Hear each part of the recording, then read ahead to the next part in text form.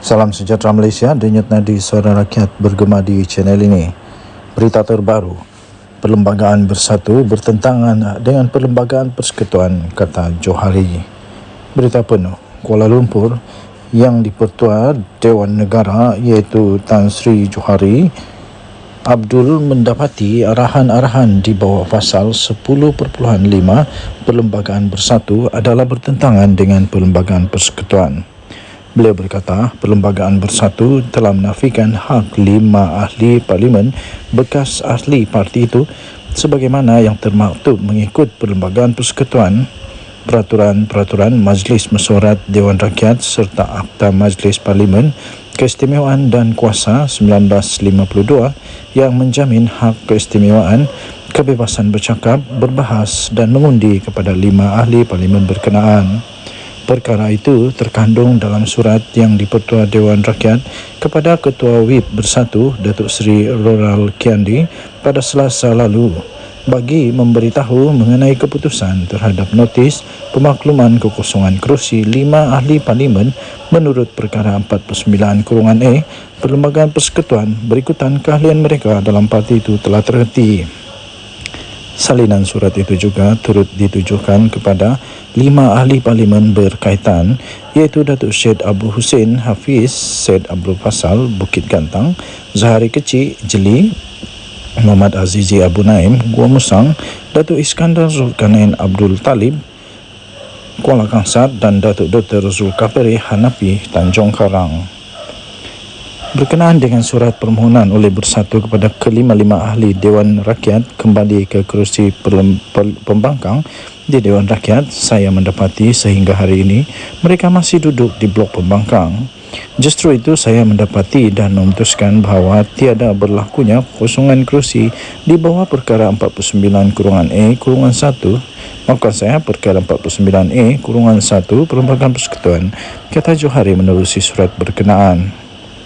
Dalam mempertimbangkan notis ronal itu, Johari berkata beliau merujuk beberapa dokumen berkaitan seperti penyata jawatankuasa pilihan khas JKPK menimbang rang Undang-Undang Perlembagaan Pindaan nombor 3 2022 dan mengenai peruntukan larangan ahli Dewan Rakyat bertukar parti DR 7 tahun 2022 penyata JKPK.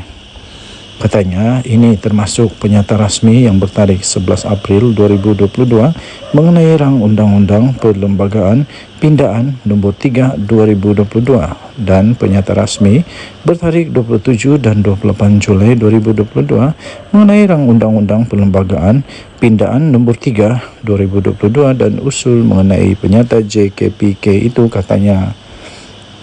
Beliau menambah, saya mendapati daripada dokumen tersebut bahawa tujuan perkara 49(e) Perlembagaan Persekutuan diwujudkan untuk memastikan kestabilan politik negara untuk suatu jangka masa yang panjang. Selain itu, saya juga melihat kepada prinsip keluhuran perlembagaan. Malaysia mengamalkan prinsip keluhuran perlembagaan di bawah Perlembagaan Persekutuan dan ia juga merupakan prinsip rukun negara yang ketiga. Ini kerana di bawah keluhuran perlembagaan, kesemua undang-undang atau peraturan adalah tertaktub kepada Perlembagaan Persekutuan menurut surat itu lagi. Mengenai keputusan tidak mengosongkan kerusi Parlimen Labuan, menurut satu surat yang berasingan, Johari memaklumkan beliau tidak mahu merosakkan kepentingan pihak sedang berbicara dalam kes mahkamah. Susulan ahli parlimen berkenaan iaitu Datuk Dr. Suhadli Abdul Rahman telah membawa tindakan terhadap Bersatu melalui pemfailan guaman di Mahkamah Tinggi Shah Alam. Denyut nadi suara rakyat bergema di channel ini. Untuk mendapatkan berita lengkap, sila layari bharian.com.my bertarikh 11 Julai 2024 bertajuk Perlembagaan Bersatu bertentangan dengan Perlembagaan Persekutuan, kata Johari. Sekian berita. Untuk mendapatkan berita terkini, sila tekan butang subscribe, like dan share. Kita jumpa lagi. Bye-bye. Salam sejahtera Malaysia, denyut nadi suara rakyat bergema di channel ini. Dulu cerita kes Altan Tuya memang sangat terkenal. Lepas itu sudah ada penyelesaian, muncul semula. Hari ini muncul semula cerita tentang Altan Tuya. 11 Julai 2024. Diterbitkan pukul 5.54 petang tadi. Free Malaysia Today. Keluarga Altan Tuya. Keluarga Altan Tuya mohon kuat kuasa penghakiman RM5 juta. Permohonan itu ditentang oleh kerajaan yang memohon penghakiman pada tahun 2022 itu digantung pelaksanaannya.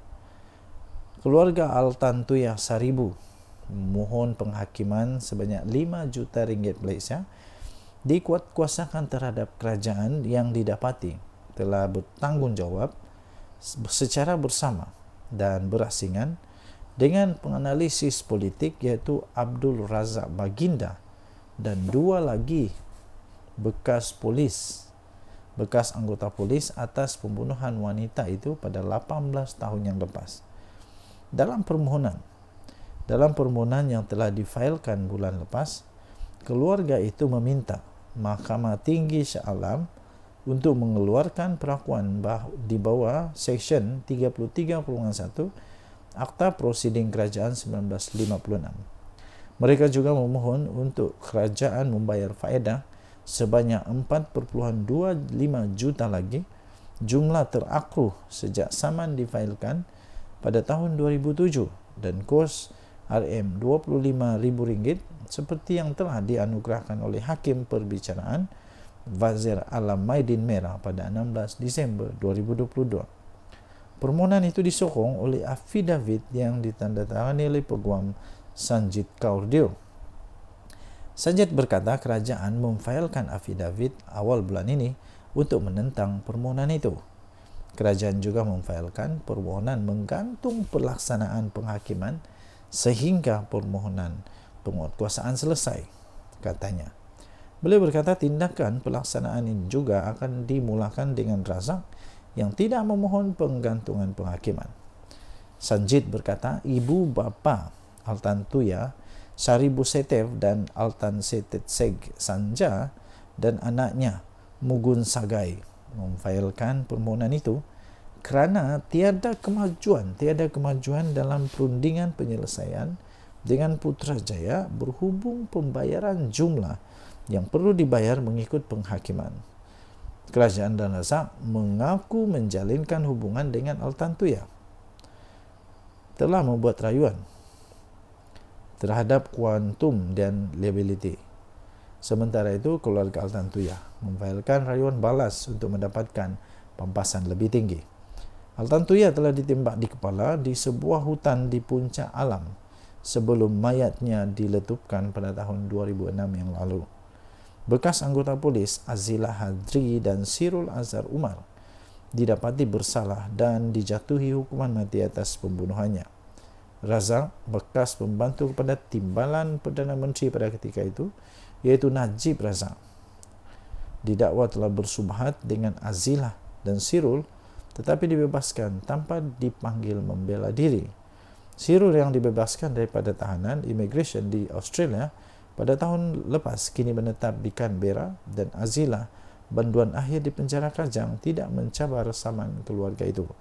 Dalam penghakiman bertulisnya yang dikeluarkan pada minggu lepas, Wazir berkata beliau terpaksa menunggu inferens bertentangan berhubung Razak selepas beliau memilih untuk tidak memberi keterangan secara bersumpah atau membayar saksi dalam prosiding saman itu. Wazir berkata Sirul dan Azira juga mengaku kepada beberapa pegawai polis bahawa mereka telah menyebabkan kematian Altan Tuya dengan menembaknya menggunakan senjata api, kemudian meletupkan mayatnya dengan bahan letupan gas tentera. Beliau berkata, kelakuan Razak sebelum dan selepas kematian mangsa menimbulkan inferens yang tidak dapat ditolak bahawa dia bersubahat dengan anggota-anggota polis tersebut. Katanya, Sirul dan Azilah tidak mempunyai alasan sendiri untuk membunuh Altan Tuya. Denyut nadi suara rakyat bergema di channel ini. Jangan lupa untuk tekan butang subscribe, like dan share. Malaysia kita punya, cintai Malaysiaku. Kita jaga kita. Sila tinggalkan komen anda. Kita jumpa lagi. Salam sejahtera Malaysia. Bye-bye. Salam sejahtera Malaysia. Giliran bersatu kena saman. Bersatu kena saman. Siapa yang saman? Orang dia sendiri tahu.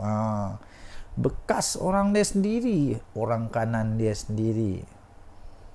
Saman bersatu.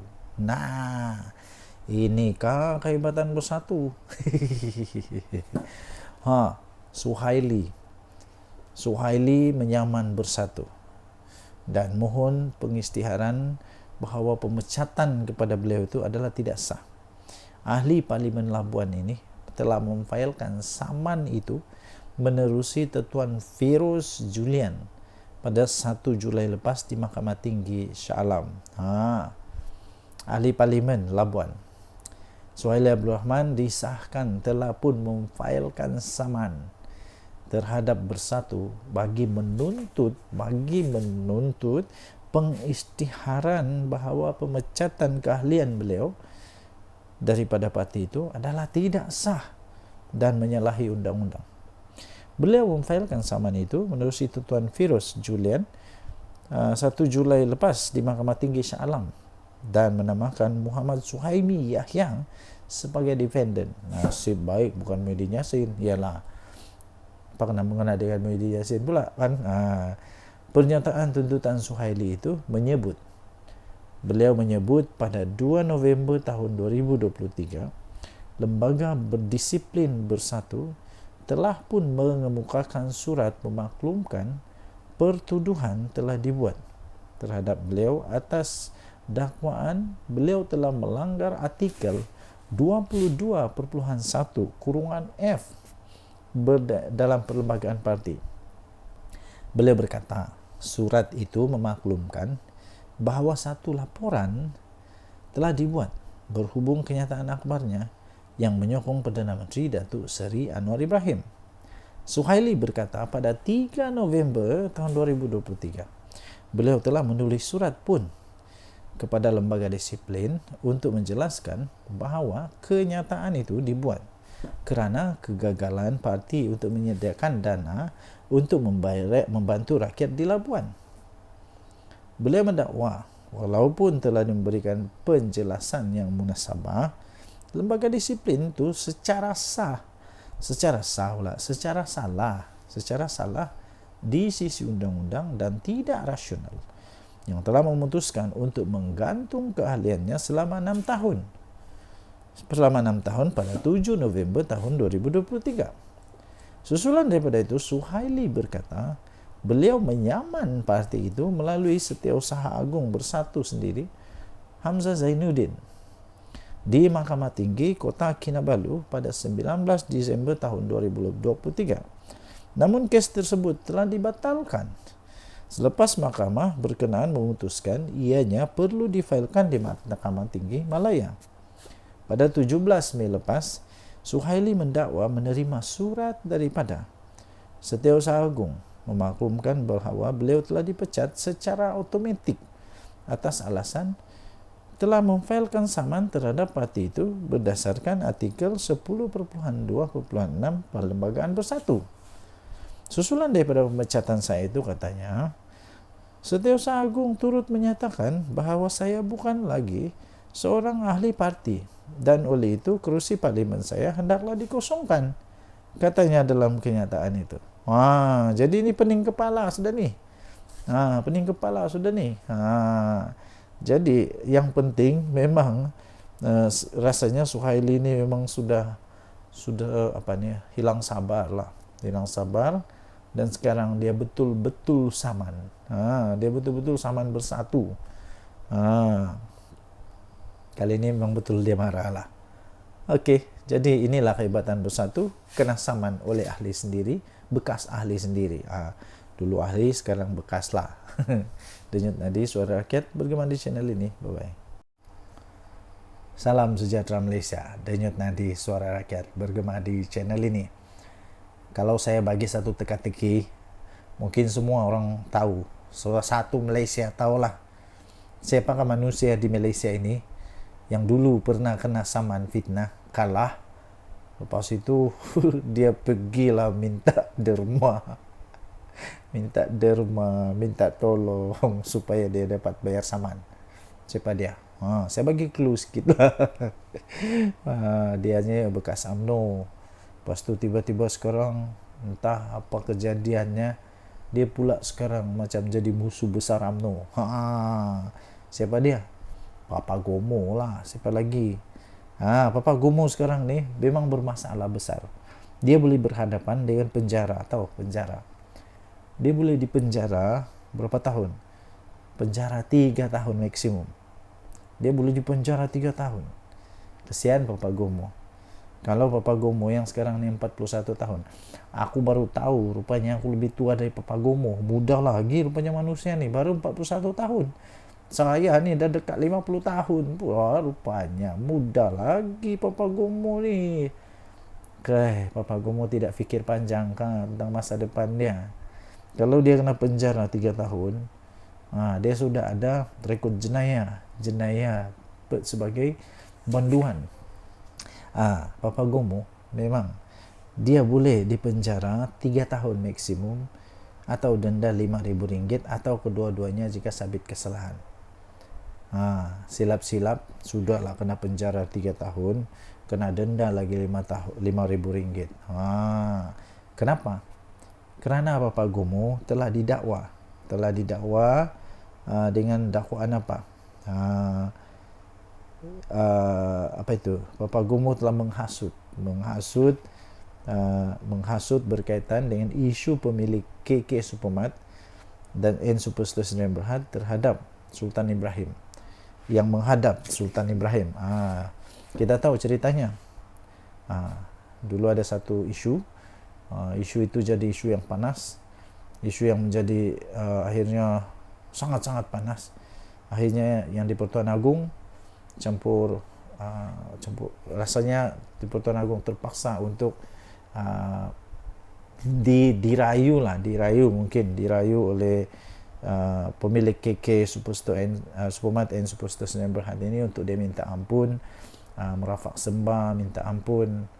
Yalah, takkanlah pemilik KK Supermart ni jumpa dia orang pula, takkan dia jumpa Papa Gomo pula, mestilah dia minta ampun, minta maaf kepada wakil tertinggi agama Islam Malaysia, iaitu di Pertuan Agong. Jadi kerana itu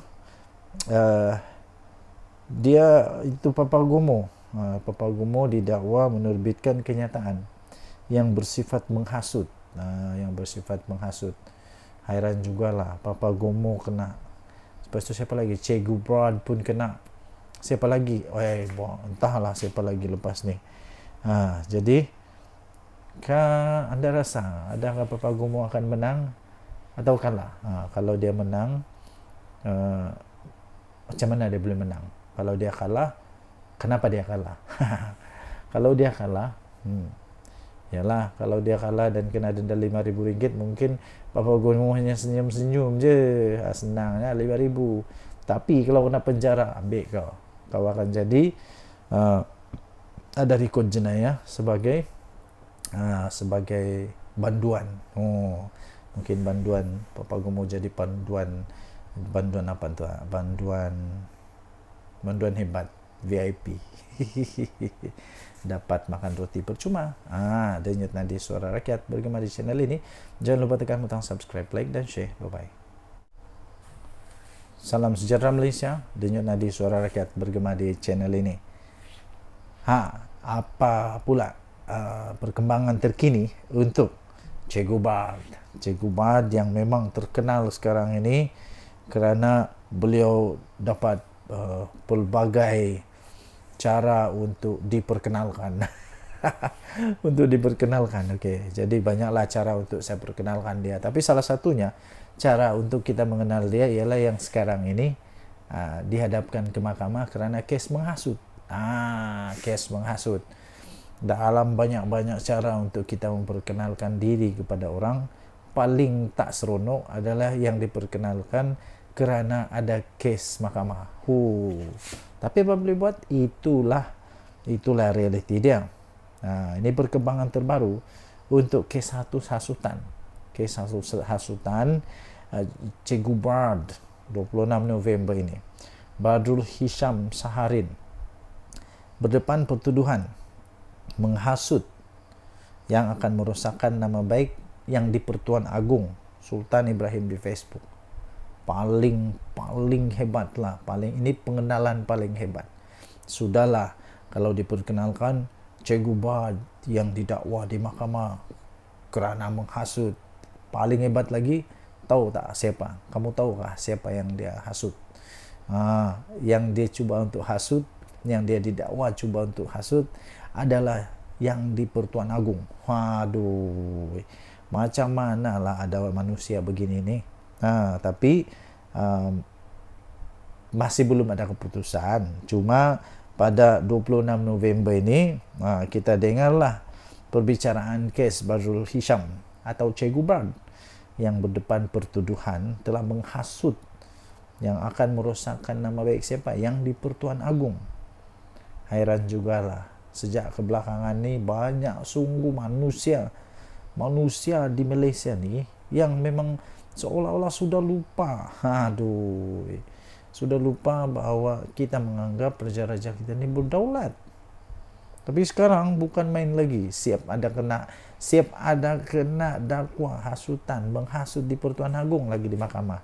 Siapa dia? Che Gubard yang menghasut di Pertuan Agong, yang boleh menyebabkan merosakkan nama baik yang di Pertuan Agong. Sultan Ibrahim di laman Facebook miliknya yang bermula 26 November di Mahkamah Seksyen pada hari ini. Pada pendapat anda, bolehkah Che Gubard kalahkan mahkamah? Bolehkah Che Gubard menang dalam kes satu sultan ini? Ingat, yang dia mau lawan ini bukan calang-calang. Yang dia hasut ini bukan orang kampung saya. Ini yang dihasut yang di Pertuan Agong. Jadi yang hakim nanti ini, Hakim Siti Aminah Ghazali, menetapkan tarikh perbicaraan 26 dan 27 November selepas timbalan pendakwa raya Kalmiza Saleh memaklumkan pihaknya telah menyerahkan dokumen berkaitan kes itu kepada pembelaan. Jadi apakah yang dia bakal hadapi Badrul Hisham, Che Gubard sekarang 45 tahun ini disiasat